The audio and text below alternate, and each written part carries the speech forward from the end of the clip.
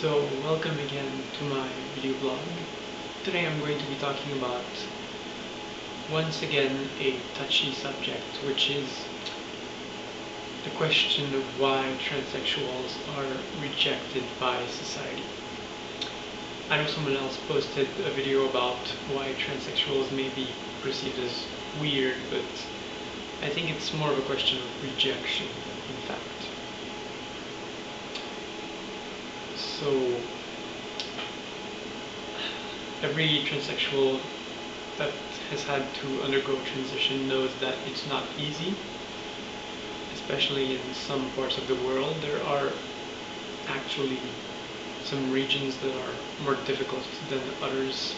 Apparently, in the southern US, the conservative states, especially in the rural areas, are very conservative and, well, not very open-minded, so things are very difficult for transsexuals there. And in fact, of all the transsexuals I've met on the internet, I don't really know any that come from any conservative states or rural towns, possibly because they are so at risk that they know they can't really safely envision a transition while living there. I don't think that there are really any regions of the world where there are less transsexuals. I think it's pretty universal, and the proportions are probably the same all through the world. So, well, society makes a difference in our lives, obviously. But so, the question, why are we perceived as weird? Well, I've started my video blog and I've received a lot of support, but every once in a while I get a comment from someone that dislikes transsexuals, and they don't usually make a lot of sense, but they're very negative people, and they say things like, you're crazy, you need mental help, and other insulting things, but they don't really have anything constructive to say. It's clearly some kind of rejection that's taking place. They're not really out there to help me, they're out there to reject me and try to make me feel bad. And, well, I think it's pretty much how these things happen. Fortunately, I have comments set to approve only, and those comments never appear on my profile. And they're actually only a fraction of the comments that I get. Maybe 10% of the comments I get are from these kinds of people, but most of them are supportive feedback. But yeah, speaking of that, there's a question that I'd like to ask to these people, these haters. Like, if you're commenting on my video to tell me how much you hate transsexuals and transsexuals are abnormal, then why exactly are you searching for transsexual videos on YouTube? Could it possibly be that you're somehow interested in it, that you have a special interest in transsexuals? Just some food for thought. But anyways, so on the topic, I think it's actually mostly guys that tend to reject transsexuals, and I can see two reasons for that. The most obvious reason is that guys are sort of afraid that it could happen to themselves, that they wouldn't want to change sex. Like, I've had some reactions that are along the lines of, why would you do that to your own body? It's disgusting. Oh, they're going to cut your dick off, blah blah blah, etc., etc. And I think that's kind of expressing the fear that some guys have of losing their masculinity, which is obviously unjustified because transsexuality is not a disease and it's not contagious, so it's obviously kind of unjustified. Another reason I can see why guys are afraid of transsexuals is because they challenge their heterosexuality. A lot of guys are not very secure in their own sexuality, and they could actually be afraid because they see these transsexual girls, and, well, a lot of them are very, very convincing and very hard to distinguish from genetic girls And so these guys may be scared that they could date a girl or have sex with a girl that could actually have been a man before in the past, and that is bad because it could somehow make them gay, which is obviously the most horrible thing that could ever happen to a straight man, finding themselves to be gay because they were attracted by a transsexual, which obviously is the gayest thing a straight man could do. But so yeah, is that even logical? I don't think so, because straight men that are attracted to women are not actually attracted to women. It's all in your brain. And what happens in the brain of a straight man is that this man is going to be attracted by anything that looks feminine. That could be a woman, but it could also be a picture of a woman, like porno magazines. If a guy is looking at a porno magazine, he's not looking at women. He's looking at something that looks like a woman, a picture. Or he could also be looking at a movie, a statue, anything, even cartoons. Some guys get off of porno cartoons. And then you get to transsexuals who look like women and who are attracted to straight men. So does being attracted to a male to female transsexual make a man gay? Absolutely not. It's very natural for a straight man to be attracted to a transsexual that looks like a woman, and it's a very straight thing, because that's what men are programmed for. And I just find it kind of stupid to be afraid that something like that could happen. But anyways, I guess it's not just the challenge of heterosexuality that's scary to these men. Maybe it's because these men believe that you can't become a woman, in a sense. I've heard that one before.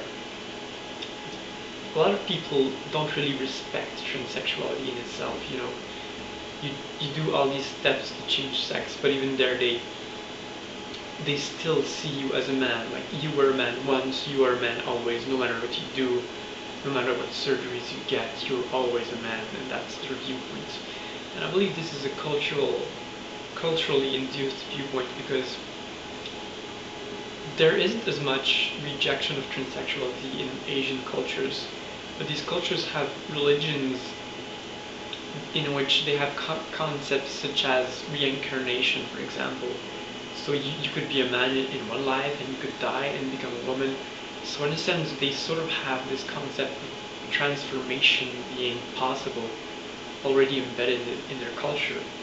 But in our American culture, what we have Christian religion and the Bible, which says in the Old Testament that God created everything as is, and there was no evolution, no change.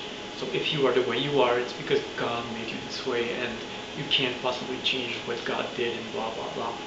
So I believe, in a sense, that could be one of the cultural reasons why people don't like transsexuals, because they don't really appreciate this change that's taking place, and they don't really believe in the idea that nature could have made a mistake, in fact, and that you could, in fact, be a woman's soul in a man's body, because God would never make such a mistake. He's perfect, Nature is perfect.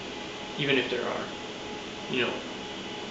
Siamese twins that are born, God still doesn't make mistakes, and neither does nature.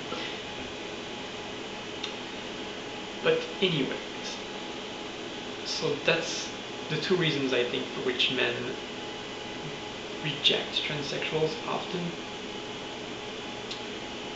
But society is made in a pretty weird way, because I don't know if you people have ever heard of AIS women.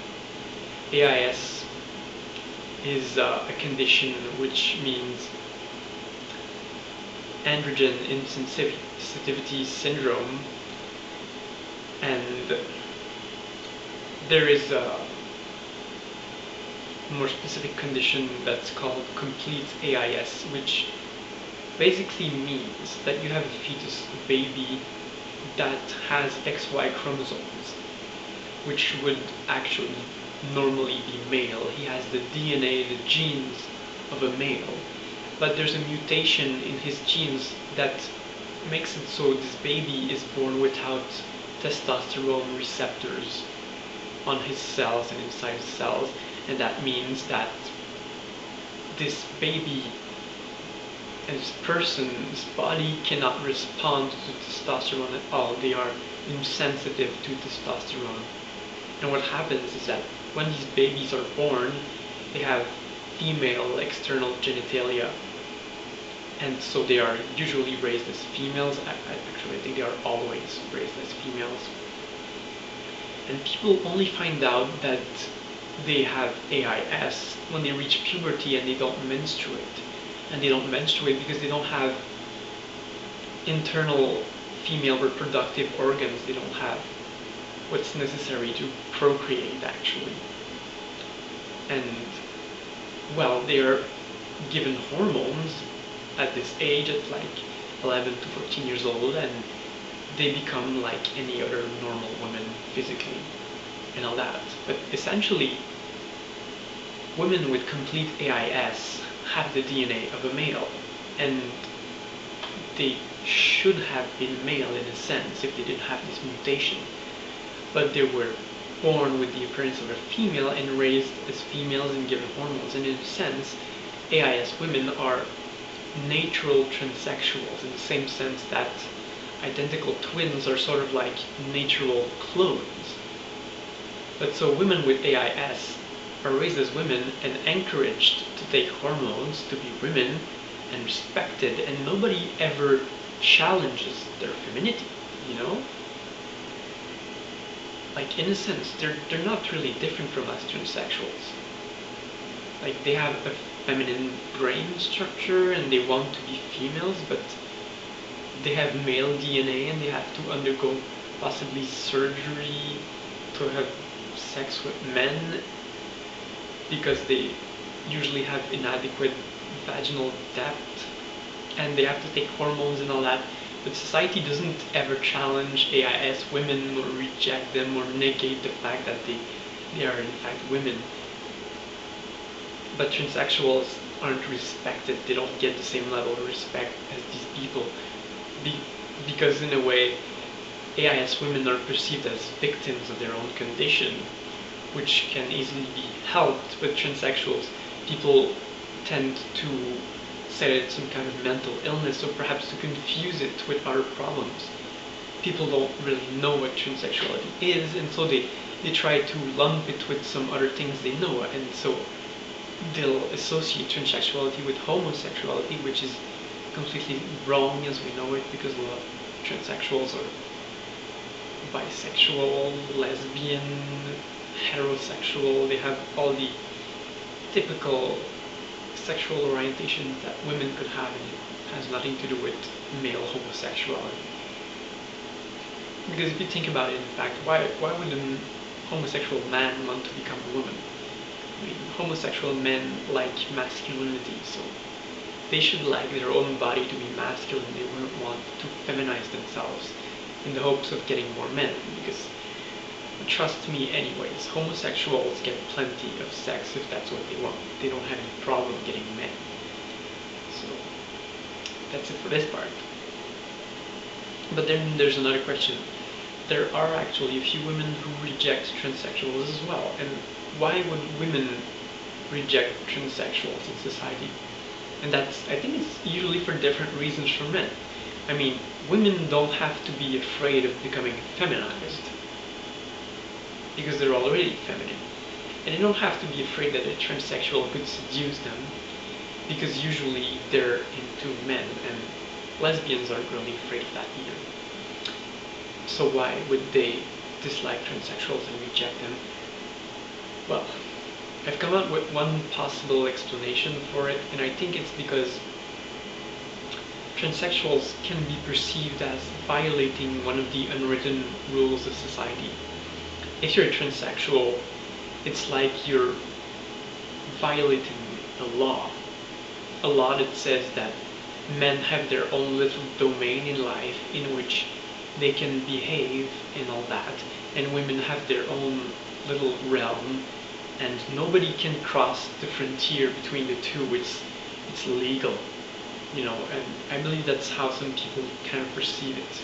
And in a way, some women, I believe, feel that transsexuals are taking something away from them, because they used to be men, but they get to experiment all the things that women experiment in their lives, or almost all of those things. And in a way, these women could perceive that as being unfair, because typically society doesn't allow that. They don't allow men to experiment feminine things, but if a man does, it's like he's taking something away from women. And, well, I think that's that. But one of the things that's kind of strange is that, well, this was noted in one of my psychology courses actually, society is very intolerant of effeminate males, but is usually pretty tolerant of masculine females. Tomboys aren't really rejected by society, and I believe that's a matter of conventions, but basically tomboys are still women, so men aren't allowed to hurt them, because men should protect women. But effeminate males are still men, and so guys are allowed to hurt them and everything if they feel like it, because they're just other competitors or something, which is actually not making much sense. But yeah, most transsexuals who express their femininity during childhood and high school can have it pretty difficult. Get beaten, get insulted, bullied, and all of those unpleasant things. In my high school experience, I did everything I could to hide my own femininity, because I actually knew that if I exposed it, it was going to make things even more difficult for me. But yeah, in a way I wish society was more open-minded about these issues. But what I found to be pretty funny is that, well, obviously, if you're transsexual and you can pass very well, then what people don't know, they can't really do anything about or feel bad about. So once you're passable and you live in stealth, you don't get any problems at all, which is quite nice. But I also have the impression that if you're transsexual and you're very feminine and passable, even if people know that you're transsexual, they're going to accept better than if, say, you were a non-passable, masculine-looking transsexual. Well, this is a pretty strange thing, in fact, but it's like people perceive that if you're passable transsexual, it's sort of like you were meant to be a woman in the end, and it doesn't really matter. But if you're manly transsexual, then you're some kind of pervert, obviously. Or you have something wrong with yourself because you could never be a woman, you don't look like one. I think you could actually explain that more specifically by, well, I think that people get uncomfortable with non-passable transsexuals because it creates some kind of discrepancy or mental discomfort, because they perceive these people as being male intuitively, but these people are telling them and sending a message that they are female, and this makes people uncomfortable because it's hard to classify them in a category, and it's hard to accept them as what they are unless you're very open-minded. Anyways, so this is again one of the reasons why I believe being convincing, being passable is very important for you, because it's going to save you a lot of trouble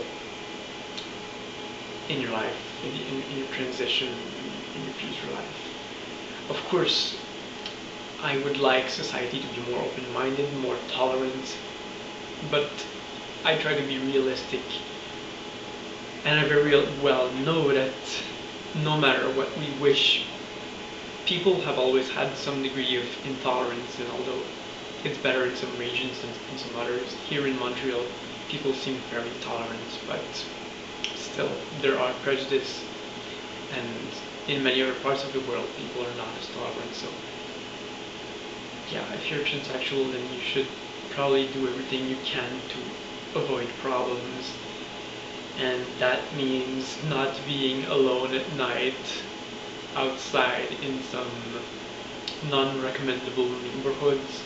Probably travel around with friends if you're going to some party or something late at night, and avoid dangerous situations, and do your best to be as convincing as possible. Take your time, I would suggest. If you don't feel that you're very passable yet, then maybe you shouldn't go out wearing some very flamboyant clothing. Maybe you should wear some more discreet clothes which will allow you to blend in better, because that makes things easier. So that was it for this vlog. I hope that this will perhaps help some people understand why transsexuals are rejected, and perhaps help some people who don't like transsexuals understand why they shouldn't hate transsexuals, or at least should be open-minded enough to quit bothering them. That would be a first step. So that's it. See you next time.